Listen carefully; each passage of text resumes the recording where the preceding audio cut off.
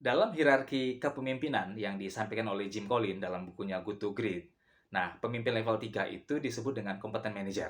Ya, pemimpin level 3 itu disebut dengan kompeten manager. Nah, dari definisinya kita bisa memahami bahwa untuk agar kita bisa menjadi seorang pemimpin level 3, menjadi seorang manajer yang kompeten, maka mau tidak mau, suka atau tidak suka, maka kita harus punya kemampuan manajerial. Kita harus punya kemampuan manajemen organisasi. Nah, kemampuan ini itu membutuhkan syarat dan rukun, ya.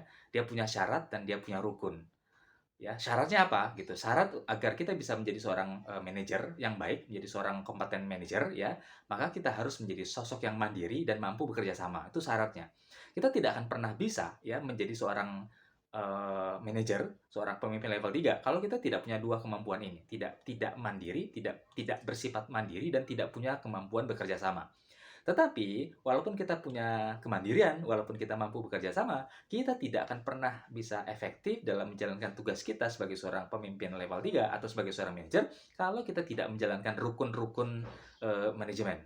Nah, rukun-rukun manajemen itu seperti yang kita ketahui ya, ada kalau di mazhab yang satu kan kita mengenal ada planning, ada organizing, ada executing, ada controlling, dan ada evaluasi, begitu. Atau di pendapat yang lain juga kita mengenal ada plan, ada do, ada check, ada action. Plan, do, check, action ya. Jadi itu rukun. Jadi ada syarat, ada rukun. Nah, apa bedanya syarat dengan rukun? Kalau seandainya kita punya persyaratan ya, maka kita bisa menjadi seorang pemimpin level 3. Tapi kita tidak bisa menjalankannya dengan efektif kalau kita tidak memenuhi rukun-rukunnya. Tapi kalau seandainya kita hanya memenuhi rukun-rukunnya saja, tapi kita tidak punya persyaratan saya sebagai seorang pemimpin, maka kita tidak bisa. Ya, sedari awal kita tidak bisa menjadi seorang pemimpin level 3. Kenapa? Karena kita tidak memenuhi persyaratannya. Karena itulah kemudian yang pertama, penuhi persyaratannya, sempurnakan persyaratannya, jadilah sosok yang mandiri, jadilah sosok yang bisa bekerja sama, maka setelah itu kemudian jalankan rukun-rukunnya.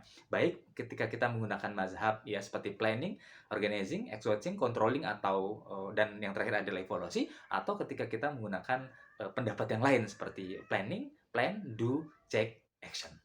Terima kasih.